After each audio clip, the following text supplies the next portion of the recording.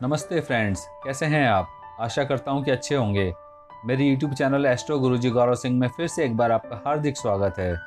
यदि आप मेरे चैनल पर पहली बार आए हैं तो ज्योतिष तथा धर्म से संबंधित सर्वश्रेष्ठ वीडियोस देखने के लिए चैनल को सब्सक्राइब अवश्य कर लें तथा यदि आपने पहले से सब्सक्राइब कर रखा है तो आपका हृदय से धन्यवाद।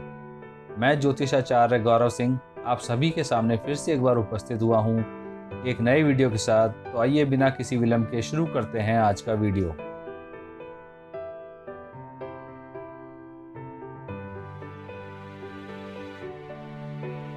जय माता दी मित्रों, आज की वीडियो का विषय है शारदीय नवरात्रि 2020। नवरात्रे कब शुरू होंगे तथा कब समाप्त होंगे तथा 9 दिनों में 9 भोग लगाकर पाएं माता से मनचाहा वरदान। इस वीडियो में मैं आपको बताने जा रहा हूं कि इस साल 2020 में शारदीय नवरात्रे कब से शुरू होंगे तथा कब समाप्त होंगे तथा इन 9 दिनों में माँ दुर्गा के 9 स्वरूपों को क्या भोग लगाएं जिससे कि आपको माँ भगवती से मनचाहा वरदान प्राप्त हो। इस साल शारदीय नवरात्रि का आरंभ 17 अक्टूबर से हो रहा है तथा ये नवरात्रे पूरे 9 दिनों तक चलकर 25 अक्टूबर को समाप्त होंगे तथा 26 अक्टूबर को दशहरा मनाया जाएगा। इस वीडियो को अंत तक अवश्य देखें क्योंकि इसमें आपको बहुत ही बढ़िया जानकारी मिलने वाली है जो कि आपके बहुत काम आने वाली है।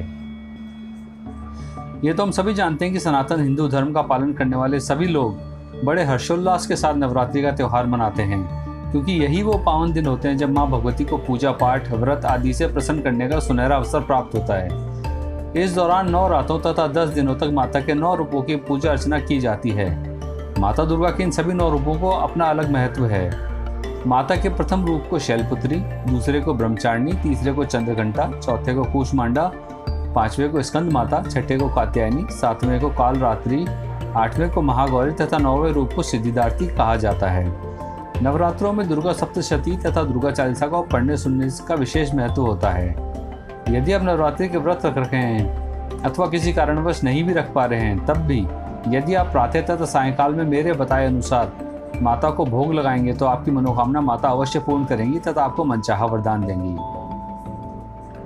चलिए बात करते हैं माँ दुर्गा के प्रथम रूप शैलपुत्री की। पर्वतराज हिमालय के यहाँ पुत्री के रूप में उत्पन्न होने के कारण इनको शैलपुत्री कहा गया। यह वृषभ पर आरूढ़, दाहिने हाथ में त्रिशूल तथा बाएं हाथ में पुष्प कमल धारण किए हुए हैं। नवरात्रि पूजन में पहले दिन इन्हीं का पूजन होता है। प्रथम नवरात्र पर आपको माँ शैलपुत्री को गाय के शुद्ध घी का भोग लगाना है।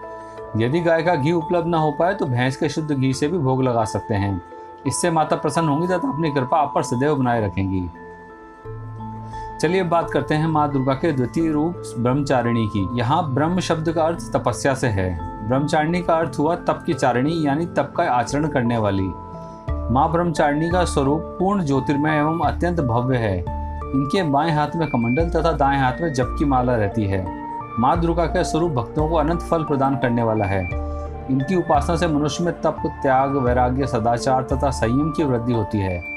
नवरात्रि पूजन में दूसरे दिन इन्हीं का पूजन होता है। दूसरे नवरात्र पर आपको माँ ब्रह्मचारिणी को शक्कर का भोग लगाना है। यदि शक्कर उपलब्ध न हो पाए तो चीनी से भी भोग लगा सकते हैं। इससे माँ प्रसन्न होंगी तथा अपनी कृपा आप पर सदैव बनाए रखेंगी। चलिए बात करते हैं माँ दुर्गा के तृतीय रूप चंद्रघंटा की। इनका स्वरूप परम शांतिदायक तथा कल्याणकारी है। इनके मस्तिष्क में घंटे का आकार का अर्धचंद्र है, इसी कारण इनका नाम चंद्रघंटा पड़ा। इनके शरीर का रंग स्वर्ण के समान चमकीला है तथा इनका वाहन सिंह है। हमें चाहिए कि हम मन, वचन, कर्म एवं शरीर से शुद्ध होकर विधि विधान के अनुसार माँ चंद्रघंटा की शरण लेकर उनकी उपासना व आराधना में तत्पर हों। तीसरे नवरात्रि पर आपको माँ चंद्रघंटा को दूध से बने सफ़ेद रंग के किसी मिष्ठान का भोग लगाना है। इससे माँ प्रसन्न होंगी तथा अपनी कृपा आप पर सदैव बनाए रखेंगी। चलिए बात करते हैं माँ दुर्गा के चतुर्थ रूप कूष्मांडा की। अपनी मंद मंद मुस्कान द्वारा ब्रह्मांड को उत्पन्न करने के कारण इनका नाम कूष्मांडा पड़ा। माँ कूष्मांडा की उपासना मनुष्य को स्वाभाविक रूप से भव सागर से पार उतारने के लिए सुगम एवं श्रेष्ठ मार्ग है। माता कूष्मांडा की उपासना मनुष्य को आदि व्याधियों से मुक्ति दिलाकर सुख, समृद्धि तथा उन्नति की ओर ले जाती है। चौथे नवरात्रि पर आपको कूष्मांडा को मालपुए का भोग लगाना है। इससे माँ प्रसन्न होंगी तथा अपनी कृपा आप पर सदैव बनाए रखेंगी। चलिए अब बात करते हैं माँ दुर्गा के पंचम रूप स्कंद माता की। भगवान स्कंद अर्थात कार्तिकेय की माता होने के कारण माँ दुर्गा के इस 5वें स्वरूप को स्कंद माता के नाम से जाना जाता है। इनकी उपासना नवरात्रि पूजा के 5वें दिन की जाती है। इनका वर्ण शुभ्र है तथा कमल के आसन पर विराजमान है। इसलिए इन्हें पद्मासन देवी भी कहा जाता है। इनका वाहन वैसे सिंह है। 5वें नवरात्रि पर आपको माँ स्कंद माता को पंचामृत का भोग लगाना है। इससे माँ प्रसन्न होंगी तथा अपनी कृपा आप पर सदैव बनाए रखेंगी। चलिए बात करते हैं माँ दुर्गा के छठे रूप कात्यायनी की। महर्षि कात्यायन की कठिन तपस्या से प्रसन्न होकर माँ भगवती उनकी इच्छा अनुसार उनके यहाँ पुत्री के रूप में पैदा हुई थी। महर्षि कात्यायन ने सर्वप्रथम इनकी पूजा की थी, इसलिए कात्यायनी के नाम से प्रसिद्ध हुई। माँ कात्यायनी अमोघ फलदायिनी है। दुर्गा पूजा के छठे दिन इनके स्वरूप की पूजा की जाती है। छठे नवरात्र पर आपको माँ कात्यायनी को शहद का भोग लगाना है। इससे माँ प्रसन्न होंगी तथा अपनी कृपा आप पर सदैव बनाए रखेंगी। चलिए बात करते हैं माँ दुर्गा के 7वें रूप कालरात्रि की। माँ कालरात्रि का स्वरूप देखने में अत्यंत भयावह है, परंतु ये सदैव शुभ फल देने वाली मानी जाती हैं, इसलिए इन्हें शुभंकरी भी कहा जाता है।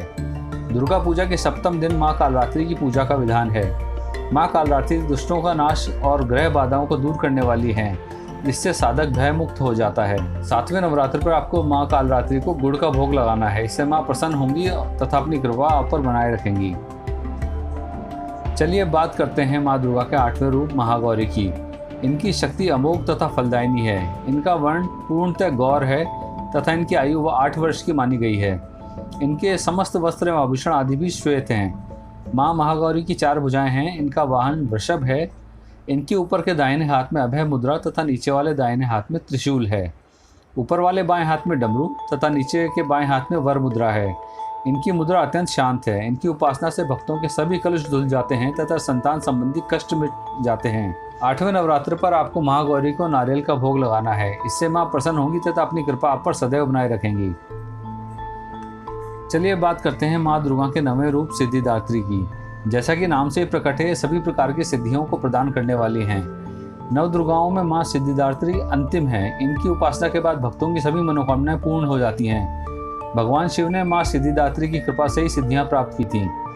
इन्हीं माता की वजह से भगवान शिव को अर्धनारीश्वर नाम मिला, क्योंकि सिद्धिदात्री के कारण ही शिव जी का आधा शरीर देवी का बना। कमल पर विराजमान 4 भुजाओं वाली माँ सिद्धिदात्री विराजित हैं। इनके चारों हाथों में सुदर्शन चक्र, शंख, गदा तथा कमल रहता है। सिर पर ऊंचा सा मुकुट तथा चेहरे पर मंद मुस्कान ही माँ सिद्धिदात्री की पहचान है। 9वें नवरात्र पर आपको माँ सिद्धिदात्री को सफ़ेद तिलों का भोग लगाना है। इससे माता आप प्रसन्न होंगी तथा अपनी कृपा आप पर सदैव बनाए रखेंगी। इसी के साथ मैं ये वीडियो यहीं समाप्त करता हूँ। आशा करता हूँ कि आपको मेरा वीडियो पसंद आया होगा। यदि पसंद आया तो लाइक अवश्य कर दीजिएगा, जिससे मुझे प्रोत्साहन मिलेगा। यदि इस वीडियो से आपको कुछ भी उपयोगी जानकारी मिली हो तो इस वीडियो को अपने परिवारजनों, दोस्तों तथा मिलने वालों के साथ शेयर अवश्य कर दीजिएगा, ताकि उनको भी लाभ मिल सके तथा उनकी दुआएं आपको तथा मुझे मिल सकें। ज्योतिष तथा धर्म से जुड़ी सभी जानकारियाँ प्राप्त करने के लिए मेरे यूट्यूब चैनल एस्ट्रो गुरुजी गौरव सिंह को सब्सक्राइब करना ना भूलें। यदि आप चाहते हैं कि मैं किसी खास विषय पर वीडियो बनाऊं तो कमेंट करके बताइए, मैं अवश्य वीडियो बनाऊंगा। मेरे वीडियो को अंत तक पूरा देखने के लिए धन्यवाद, नमस्कार तथा जय हिंद।